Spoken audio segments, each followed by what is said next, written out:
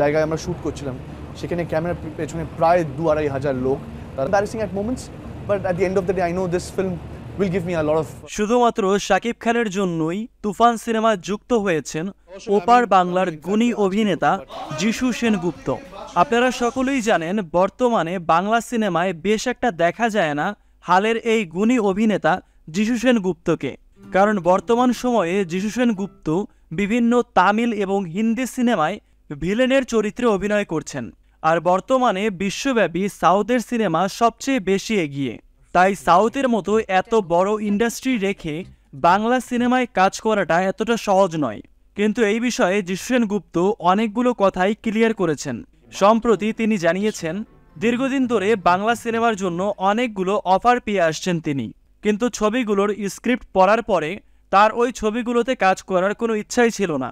কিন্তু তুফান সিনেমার বিষয়টা ছিল পুরোপুরি ভিন্ন। প্রথম যখন প্রযোজনা প্রতিষ্ঠানগুলো তাকে এই সিনেমায় অভিনয় করার জন্য অনুরোধ করে, তখন প্রথমবারে তিনি তাদেরকে না করে দিয়েছিল, কিন্তু পরবর্তীতে স্ক্রিপ্ট পড়ে এবং এই সিনেমায় শাকিব খান রয়েছে এই বিষয়টি জানার পরে তিনি পুনরায় বিষয়টি নিয়ে চিন্তা করেন এবং পরবর্তীবার শাকিবের নাম শুনে তিনি আর এই সিনেমার প্রস্তাব ফিরিয়ে দিতে পারেননি।